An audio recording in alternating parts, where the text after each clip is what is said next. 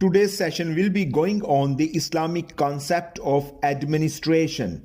The concept of a system of administration in Islam is quite different from that in the Western world. Islam is a complete code of life and encircles all human activities. Life, according to Islam, is a constant struggle to overcome satanic propensities running in a human blood. Islam is not a utopia of unrealizable idea, and it firmly expounds that an administration should keep a strict watch over his thoughts and actions. It emphasizes inner purity of soul because it provides social harmony in a society and engenders or arises a self-discipline.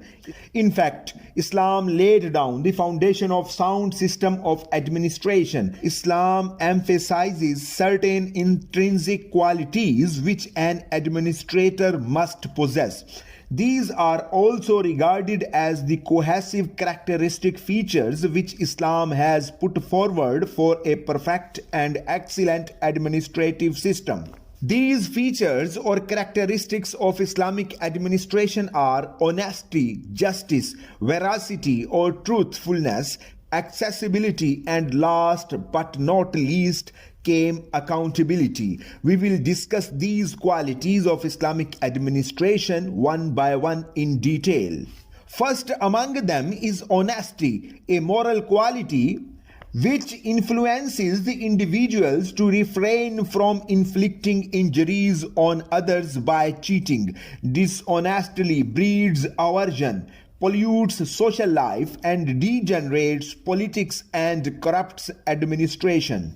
The impact of dishonesty is particularly ruinous if a dishonest person occupies a position of authority. According to Islam, corruption is a sin for which there is no atonement. The Holy Quran has clearly pointed out that the corrupt will be subjected to divine chastisement.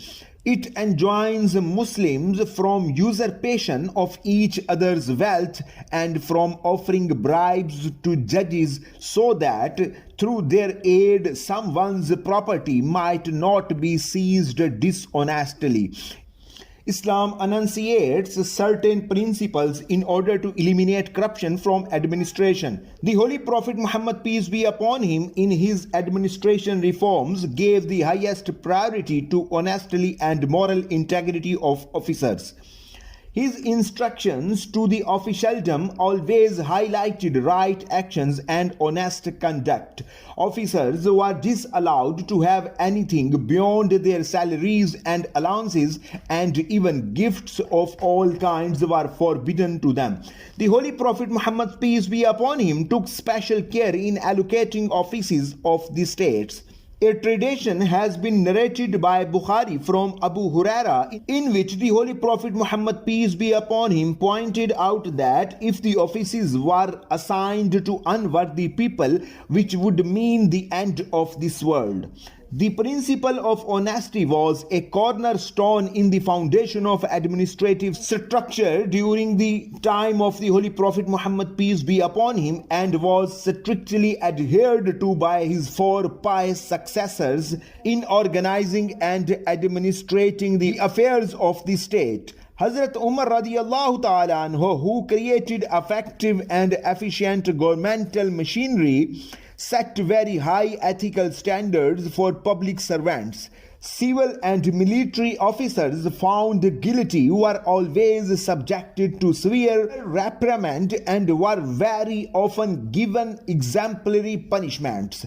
Hazrat Umar radiallahu ta'ala anhu, in a letter addressed to Hazrat Amr bin As, governor of Egypt, made serious inquiries about the ways and means by which he had accumulated wealth and property.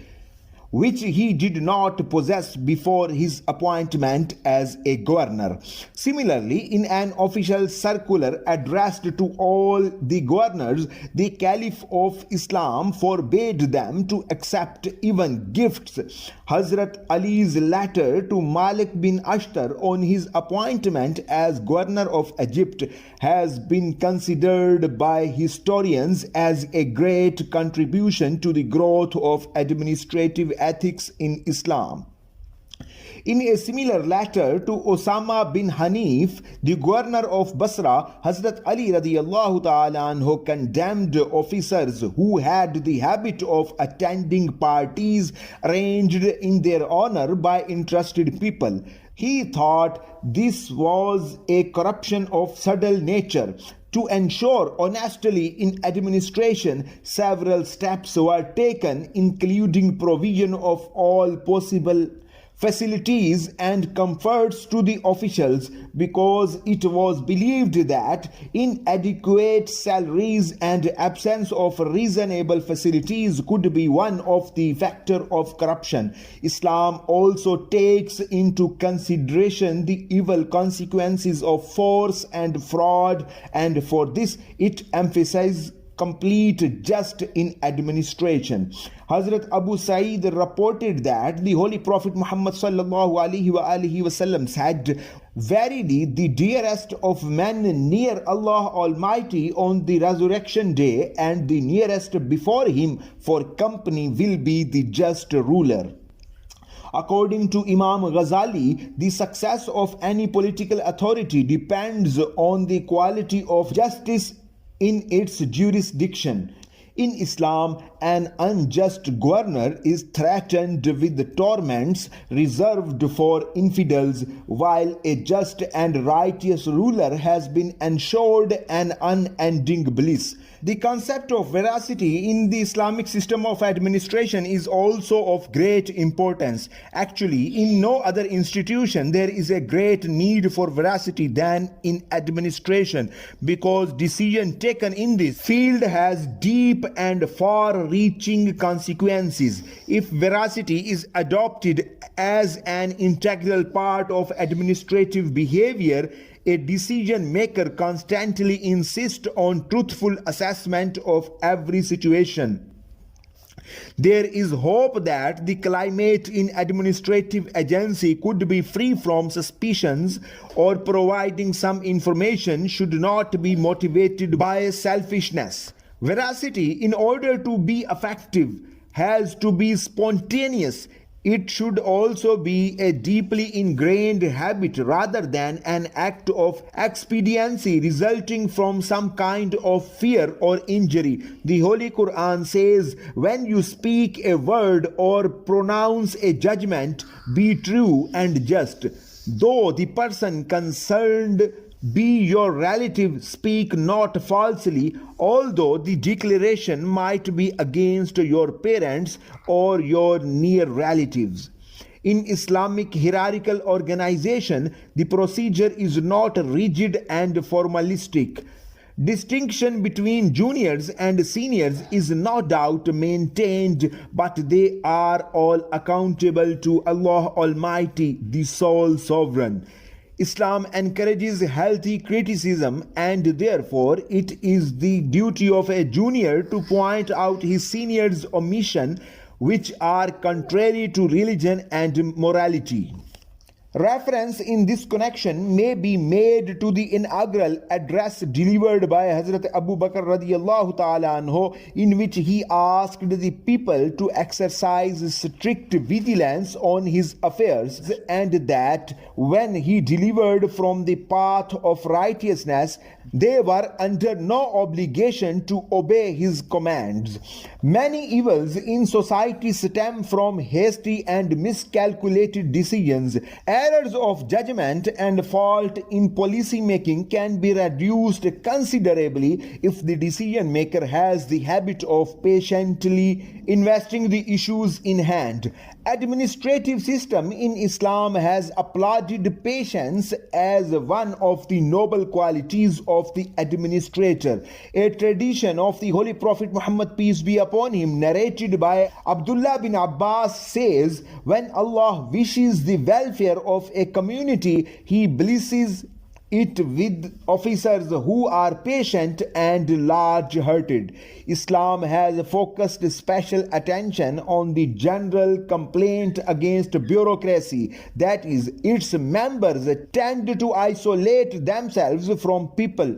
If this attitude exists among the civil servants, they can hardly become aware of the needs of the masses. Accountability, thus, is an important feature of the Islamic administrative system. A close and constant contact between the commoners and the officialdom can breed an atmosphere of truth and confidence, which is very essential for the success of governmental policies. Public servants who are self-opinionated, secluded, and arrogant can never implement public policies effectively. On the other hand, an administrator who is easily accessible gets a greater fund of first-hand, reliable information and better perspective of his decisions.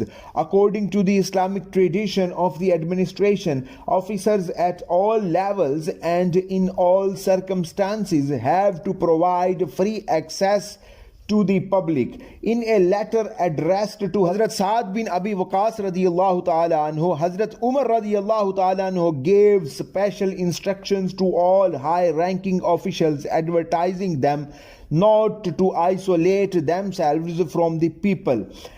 Emphasizing the importance of accessibility, Nazimul Mulk Turi says that accessibility should be a fundamental characteristic of administration in a country. In his opinion, every officer, from head of the state to the man working at the lowest level, must cordially welcome the people who come to them in connection with some official business.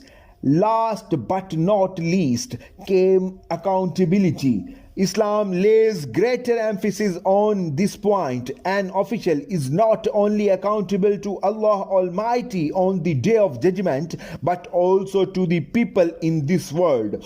Islam has maintained a balance between administrative powers and administrative responsibilities. An officer in an Islamic state is expected to perform a constructive role in the political, economic, social, and cultural life of people. Therefore, he has wide powers to exercise in these fields. He is not only the executor of public policy, but is very largely its initiator and formulator as well.